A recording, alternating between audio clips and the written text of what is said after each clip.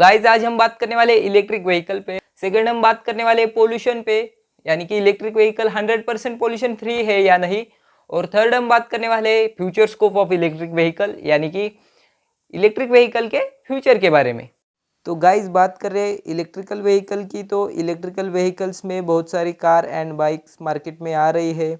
तो electrical vehicle को एक अलग ही नज़रिए से पहचाना जाता है उसकी एडवांस टेक्नोलॉजी से। तो अगर बात आती है पोल्यूशन पे, तो इलेक्ट्रिकल व्हीकल्स कोई भी बर्निंग गैसेस प्रोड्यूस नहीं करते हैं, बट इलेक्ट्रिकल व्हीकल्स को चार्ज करने के लिए हमें बहुत ज़्यादा इलेक्ट्रिसिटी जनरेट करनी पड़ती है।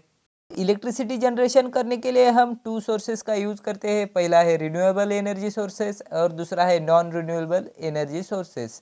तो रिन्यूएबल एनर्जी सोर्सेस में आता है wind, hydro, solar, geothermal, biomass. और नॉन रिन्यूएबल में आता है oil, coal, nuclear and natural gases. तो हमारे देश में नियर अबाउट 65% इलेक्ट्रिसिटी जो है वो नॉन रिन्यूएबल एनर्जी सोर्सेज से प्रोड्यूस होती है एंड 35% इलेक्ट्रिसिटी जो है वो रिन्यूएबल एनर्जी से प्रोड्यूस होती है।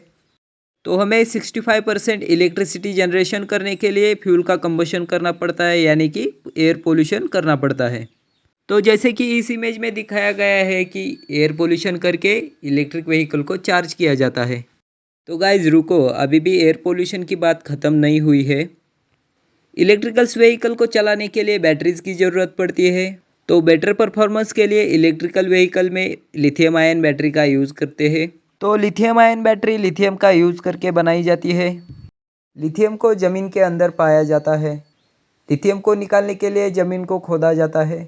जैसे कि आप इस इमेज में देख रहे हैं कि लिथियम को निकालने के लिए बड़ी बड़ी माइंस तैयार की गई है। इसे भी एक टाइप का पोल्यूशन ही माना जाता है। तो अब हम बात करने वाले हैं इलेक्ट्रिकल व्हीकल के फ्यूचर पे। Electric vehicle future is depend on battery degradation. तो पहले मैं आपको बैटरी डिग्रेडेशन होता क्या है बताने वाला हूँ। तो बैटरीज की लाइफ, बैटरी को कितनी बार चार्ज कर सकते हैं उस पर डिपेंड होती है। तो उसे ही हम बैटरी साइकिल कहते हैं। तो जैसे ही हमारी बैटरी की रिचार्ज साइकिल कम होती है, वैसे ही हमारे इलेक्ट्रिकल व्हीकल का माइलेज भी कम होता है। उसे ही हम बैटरी डिग्रेडेशन कहते हैं। हमारे देश में मंडला डिस्ट्रिक्ट कर्नाटका में 1600 का लिथियम आयन खोजा गया था। तो अभी भी इंडिया में लिथियम आयन की खोज चालू है। तो हमारे देश में उतना लिथियम आयन अवेलेबल नहीं है जितना हमारे देश को ज़रूरत है। तो इसलिए हम बाहरी देश से लिथियम आयन इंपोर्ट करते हैं। तो वर्ल्ड में south America, north America, Australia, Europe and Africa में लिथियम आयन अवेलेबल है। हमारे देश में लिथियम आयन का इंपोर्ट किया जाता है, इसलिए ट्रांसपोर्टेशन कॉस्ट एंड टैक्सेस सब मिला के हमारे लिथियम आयन बैटरी की प्राइस बढ़ जाती है। इसलिए इलेक्ट्रिकल व्हीकल की भी प्राइस बढ़ जाती है, यानी कि इलेक्ट्रिकल व्हीकल की आधी प्राइस जो है वो बैटरी पे डिपेंड होती है। तो फ्यूचर में हमारे देश में अगर लिथियम की माइंस मिल जाएंगी तो हमारा देश कम प्राइस में इलेक्ट्रिकल व्हीकल प्रोडक्शन कर सकता है। अगर व्हीकल्स की कम प्राइस होगी तो मार्केट में इलेक्ट्रिकल व्हीकल्स की डिमांड हमारे देश में बढ़ जाएगी और फ्यूचर में इलेक्ट्रिकल व्हीकल का यूज़ ज़्यादा हो सकता है।